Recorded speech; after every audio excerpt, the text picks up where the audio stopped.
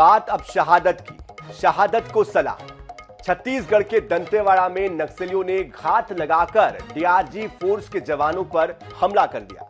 हमले में डीआरजी के 10 जवान और एक ड्राइवर शहीद हो गए। नक्सलियों ने जिस डीआरजी की प्लाटून नंबर 1 को अपना टारगेट बनाया, ये दंतेवाड़ा की सबसे मजबूत टीम थी। इसलिए ऐसी टीमों से ही नक्सलियों की सबसे ज्यादा नक्सलियों को खतरा होने की बात कही जाती है।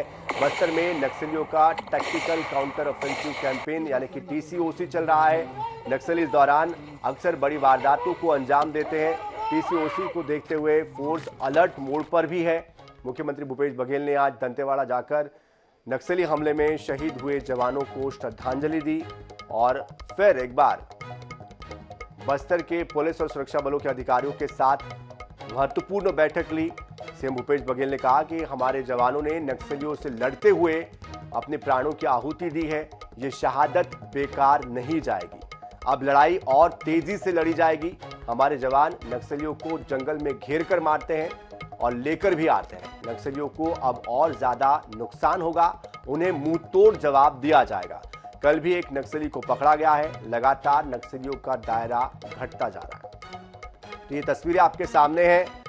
शहीद जवानों को श्रद्धांजलि जब दी गई उस दौरान की तस्वीरें, जब अंतिम विदाई शहीदों को दी गई नम आंखों से उस वक्त की तस्वीरें, और कैसे बस्तर की धरती लाल हुई उस दौरान की ये तस्वीरें, जब बस्तर दहल उठा और परिवार का किस तरह से रो रो कर बुरा हाल हुआ, संवेदनाएं कैसे परिवार ने व्यक्त की उस दौरान की, और आखिरी सलामी जब इन जवानों को दी गई, इनकी शहादत को दी गई, इनके सर्वोच्च बलिदान को दी गई, उस दौरान की ये तस्वीरें। घटना स्थल पे एक नक्सलियों के साथ मुठभेड़ हुआ, एक नक्सली घायल हुआ और एक नक्सली को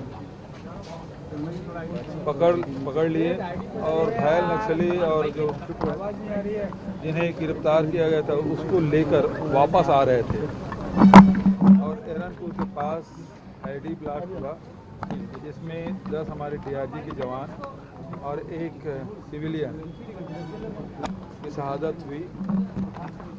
हमारे जो जवान हैं वो लड़ते हुए, क्योंकि वो सूचना के आधार पर गए थे और उन्होंने नक्सली को घायल भी किया था। मैं मेरी ओर से, संपूर्ण पार्टी की ओर से, छत्तीसगढ़ यूनिट की ओर से शहीदों को नमन श्रद्धांजलि अर्पित करता हूं और इसके साथ ही जिस प्रकार से इन्होंने इस क्षेत्र की रक्षा के लिए अपनी कुर्बानी दी है, ये अमर रहेंगे। पार्टी सदैव उनको याद करती रहेगी, देश उनको याद करता रहेगा और निश्चित रूप से मैं मांग भी करूंगा स्टेट गवर्नमेंट से भी कि लॉ एंड ऑर्डर स्थिति सुधारे। पिछले काफ़ी दिनों से लगातार टारगेट किलिंग के नाते किलिंग किए जा रहे हैं। जब भी कोई भी बड़ा लीडर अगर आता है विरोधी दल का, तो कहीं ना कहीं किलिंग हो रही है। इसको तुरंत रोकना चाहिए। किसी की भी किलिंग हो, किलिंग होती है और ये जो प्रकार से जवान शहीद हो रहे हैं, उनकी रक्षा के हेतु स्टेट गवर्नमेंट को बहुत चिंता करके व्यवस्था करनी चाहिए। सीधा तरीका यही है कि केंद्र और राज्य सरकार कोई ऐसा सिस्टम बनाए कि जिस सिस्टम से आगे से ऐसी कभी घटनाएं नहीं हो, इसकी बैठ करके चिंता करनी चाहिए। पॉलिटिकल से ऊपर उठ करके हम कैसे रोके हमारे जवानों को, जो जवान हमारी सुरक्षा में लगे तो उसकी चिंता करके व्यवस्था करनी चाहिए। लेकिन ये सुरक्षा में चूक है, सरकार की रणनीति में चूक है। सरकार और लोकल जो सीआरपीएफ के जवान और इनके साथ में कोऑर्डिनेशन में कहीं कमी है, तो ये एक चिंता का विषय है।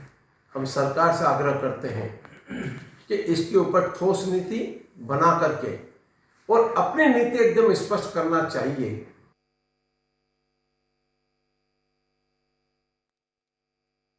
हम आपको बारी बारी से बता रहे हैं जो कि कल इस नक्सली हमले में शहीद हुए। मुन्ना कड़ती प्रधान आरक्षक,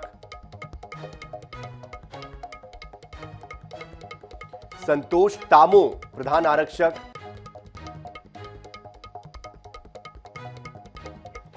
दुल्गो मंडावी आरक्षक,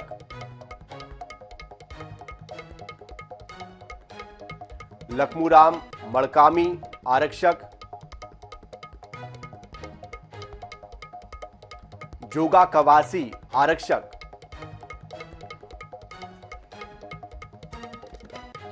हरिराम मंडावी आरक्षक।